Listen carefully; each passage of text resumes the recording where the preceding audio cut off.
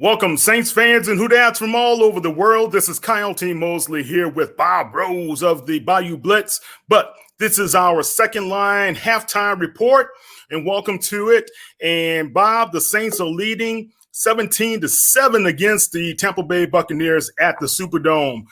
It was kind of rocky the first quarter, wouldn't you think? Yeah, it sure was. The New Orleans Saints did not get off to an impressive start. A really conservative play calling by Sean Payton on the third down calls of the first two drives. And the defense, I thought, started the game a little bit on their heels, most likely a result of the respect that coordinator Dennis Allen has for Tom Brady and those Buccaneers weapons, including the men in black and white striped shirts that helped the Buccaneers to their first touchdown of the game. Yeah, definitely. But, you look at the game, and I thought it was going to play out kind of how it's been playing out so far, with the Saints kind of filling out Tampa Bay and doing the necessary adjustments. And I think in the second half, it's going to be very interesting. Brendan, how are you doing, sir? I'm very good. How about you two? Good, good. Brendan, tell us a little bit of your thoughts on the first half. Well, in the pregame show, John and I talked a lot about being patient with the run game, especially against this Buccaneer defense that was first in the league last year. And I'm really happy with what the Saints have done. And they haven't broke off anything long. I mean, the Kamara touchdown was, 12 yards? So you could look at that. But the work that Murray has done between the tackles, yes, it's not pretty. It's a tough 3, a tough 4. That's really making the difference and putting New Orleans in an lost for words, in a position to be successful on second and third down. And while the third down conversion rate isn't as high as you want it to, you're at least putting yourself in position to pick up the first down. Yeah, definitely.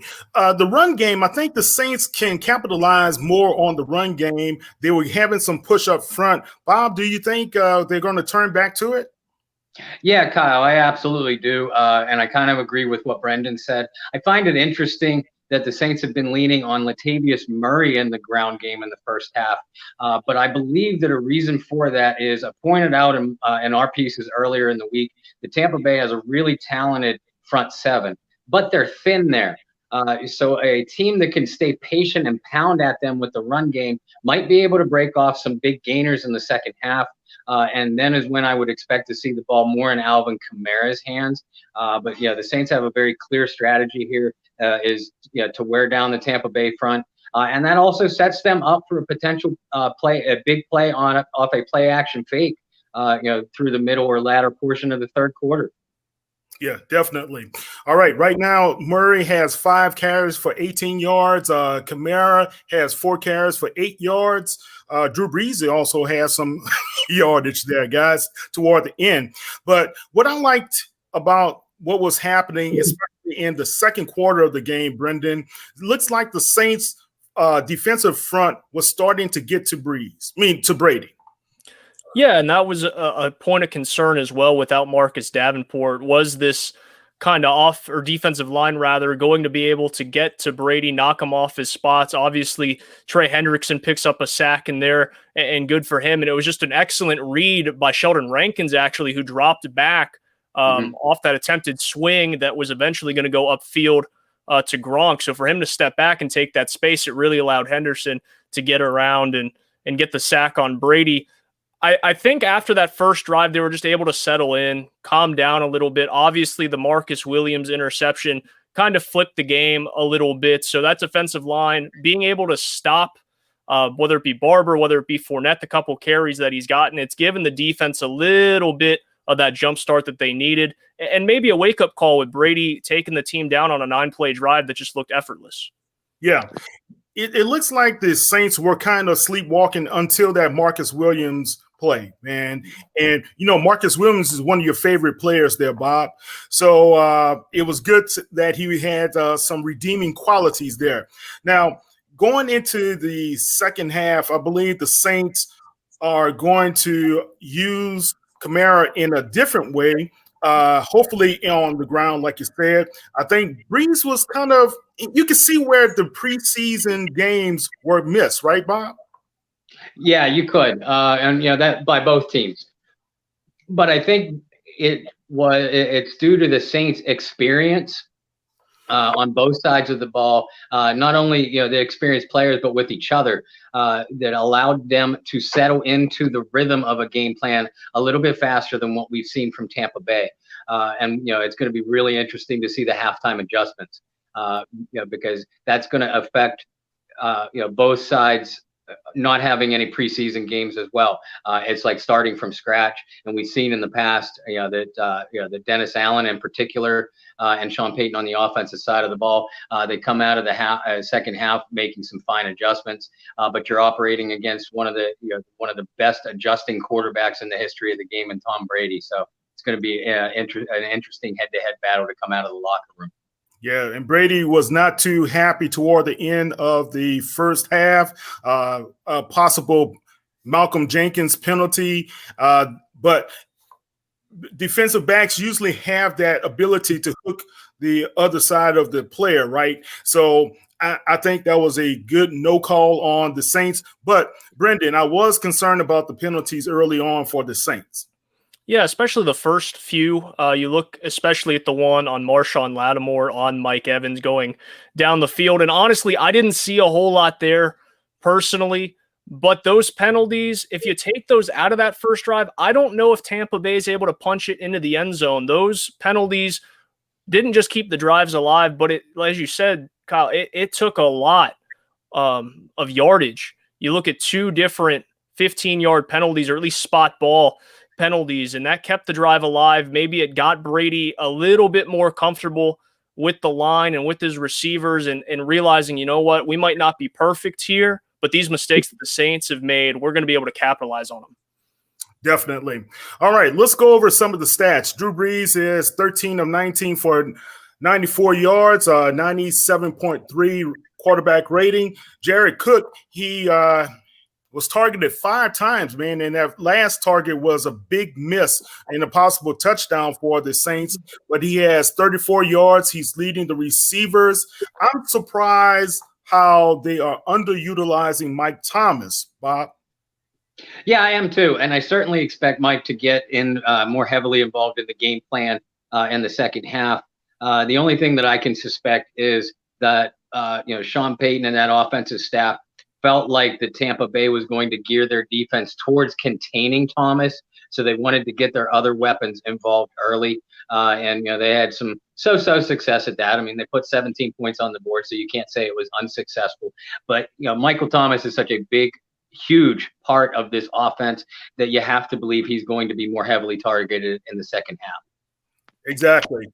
Tom Brady on the other side of the ball, he's 8 for 12 for 76 yards. It has a quarterback rating of 49.3. Godwin had 3 receptions for 42 yards. His longest was 29 yards. And the young running back Jones, 26 yards on 12 attempts already in the game. Brendan, do we need to be concerned? But as Chad says, the run D looks like it's pretty stout. Yeah, I think the biggest thing, and you look at what Brady's had over the years there in New England, is he's had a plethora of running backs that are used more as receivers. And I think him coming down to Tampa Bay and having a guy like Fournette, having a guy like Jones, they haven't even had LaShawn McCoy on the field to this point, being able to rotate those bodies in, it's going to, quote unquote, prolong what's already been a great ride for Tom Brady over these years. But it's going to take less, it's going to take more stress off of him. He's going to have less stress to really push the ball down the field. And it kind of makes up for this time that they didn't have in the preseason to get the timing down with the receivers. And that way it's less on Brady's shoulders, and they're able to move the ball forward. I think the broadcast actually said if Brady ends up leading the league in passing yards this year for Tampa Bay, it wasn't going to be a successful season. Yeah, relying on him in the passing game is not good at all. Let's look at the Saints defense. They had Janoris Jenkins has been playing very, very well. I'm very happy with the play of Jack Rabbit. He has 5 tackles. CD Deuce has 4 tackles. Anzalone 1. Cam Jordan, you see Cam is starting to get a push, and I expect in the second half we're going to see Cam Jordan terrorize Mr. Brady. But Trey Hendrickson, that was a big sack, Bob. Yeah, it sure was. And not only that, but Hendrickson on Tampa Bay's final drive would have had another sack and instead forced Brady into an intentional grounding penalty. I really, really like, you could see both Hendrickson and Cam starting to heat up and get themselves into a rhythm at either edge. And the defensive tackles are helping their cause out too, and they're getting some nice push in the middle. I really like, he's not showing up on the stat sheet, but Malcolm Roach had a really good first half, and same with Sheldon Rankins. Man, I am so surprised and happy what I'm seeing in Roach. That really plays to what the Saints were doing at putting Shy Tuttle as an inactive, man. And I like what I see from the big guy from UT. Now, Brendan, we're talking about time of possession, man, and time of possession right now it looks to be almost equal, where Tampa Bay has 15.8 and the Saints at 14.5. 14 minutes, guys, if I'm using abbreviations, but do you think that's a concern? That's something the Saints would like to try to do a lot better coming this second half? I do, but I think a lot of it on both sides has to do with the offensive play calling and the commitment to running the football. And just naturally, the more that you run the football, the less whistles that come from incomplete passes, the more time that's going to come off the clock. But I have to applaud the Saints in this. And Coach Rick Gailey used to say all the time, special teams has to be special, right? Yes. And you look at Thomas Morstead, he has 2 punts inside the 20-yard line for New Orleans. Will Lutz hit a field goal, and then obviously you have the blocked field goal attempt as well. So special teams has really shown up and made up for some of the mistakes that the Saints offense has had here in the first half. Yeah, definitely has done that. And also the Saints, I'm concerned a little bit, but they started to pick it up again in the second quarter, where the Saints were not converting on third down, but the Saints are 3 for 7, but Tampa Bay is not too much better on their side as well, Bob. They're on 3 for 6 on third down. Yeah, the coverage is, they're concentrating on coverage and only rushing 3 against Brady on those third down plays, and so far it's paid off. I wouldn't be surprised to see Dennis Allen switch that up and throw a few blitzes and extra men to pressure Brady in the second half, though. Okay. All right, guys. The second half kick is on its way. This is Kyle T. Mosley here with Bob Rose and Brendan Boylan for the Saints News Network. Find us at si.com/Saints /NFL/Saints for the latest in all your Saints news. This is Kyle T. Mosley. Have a great day. Take care. Bye. Who that, baby?